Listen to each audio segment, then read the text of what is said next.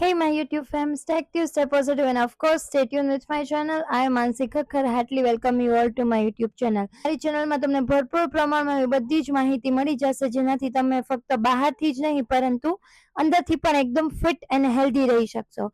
Part 1 માં જ મેં તમને એવા ઘણા ફૂડ વિશે માહિતી આપી હતી જે તમે રોજ જો ખાઈ શકો તો તમને એના ન્યુમેરિકલ્સ ફાયદાઓ મળી શકે છે. પાર્ટ 2 માં આજે હું સ્ટાર્ટ કરું છું લેન્ટિલ્સ થી, મતલબ કે દાળ. કેટલા પ્રકારની દાળ અવેલેબલ છે, બધા જનરલ સ્ટોરમાં ઇઝીલી મળી રહે છે.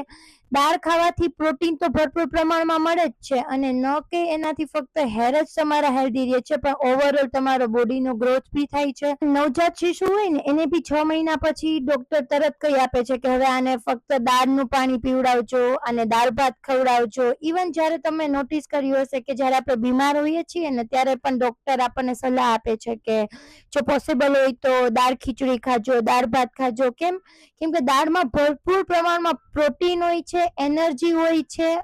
ન કે એ ખાલી હેર માટે જેટલું બેનિફિશિયલ છે, પણ ઓવરઓલ બોડી ગ્રોથ માટે અને હેલ્ધી ગ્લોઈંગ સ્કિન માટે તો ધી બેસ્ટ. સેકન્ડ છે મશરૂમ. મશરૂમમાં હોય છે પેન્ટેગોનિક એસિડ, જે હેરને સેલ્યુલર ડેમેજથી પણ બચાવે છે. પ્લસ એમાં mineral, zinc, iron, vitamin A, B, D આ બધું તો ન્યુમેરિકલ્સ છે જ. ડેઈલી તમારી ડાયટમાં જો તમે મશરૂમને કોઈ પણ રીતના શામિલ કરી શકો છો તો તમને એના અવિરત ફાયદાઓ ડેફિનેટલી જોવા મળશે. છે કેરેટ્સ. કેરેટ્સમાં ભરપૂર પ્રમાણમાં વિટામિન A અને વિટામિન C રહેલું હોય છે.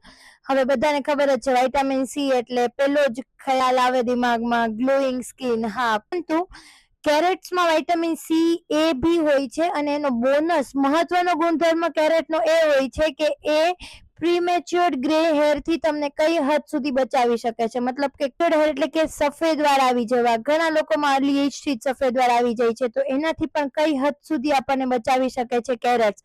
પ્લસ સ્કાલ્પની અંદર બ્લડ સર્ક્યુલેશન ને પણ રેગ્યુલર કરવાનું કામ કરે છે કેરેટ્સ.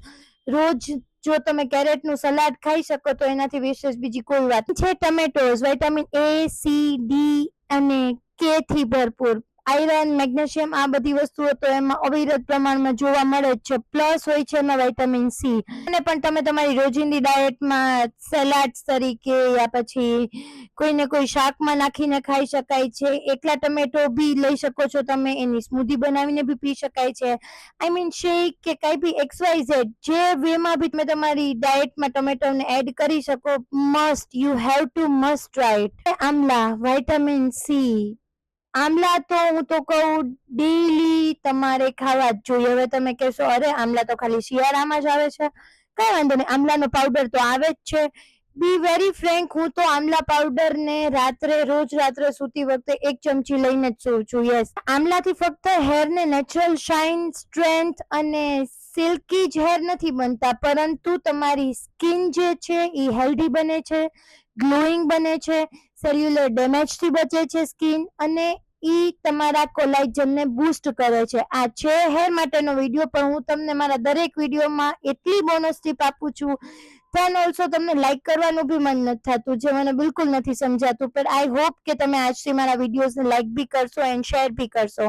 કેમ કે મારે વાત કરવી હોય કોઈક ટોપિક ઉપર ને એના બીજા ટોપિક ઉપર જ મારાથી વાત થઈ જાય છે. આઈ ડોન્ટ નો, બટ ઠીક છે, મને બોલવું ગમે. આઈ ફીલ બ્લેસ્ડ કે મારી પાસે નોલેજ છે તો હું તમારી સાથે શેર કરું છું. એન્ડ આઈ હોપ કે તમે બી આ વિડીયોઝને આગળ શેર કરો, જેનાથી લોકોમાં અવેરનેસ આવે. Stay away from junk food and stay healthy within yourself also. Next video તમારે કયા ટોપિક ઉપર જોઈએ છે, યા પછી માર્કેટમાં કોઈ ન્યૂ બ્રાન્ડ્સ આવી હોય, ન્યૂ પ્રોડક્ટ્સ હોય, તમારે ટ્રાય ના કરવા હોય, તમને બીક લાગતી હોય તો કઈ વાંધો નહીં, તમે જસ્ટ મને એનું નેમ કમેન્ટ્સ કરી આપજો.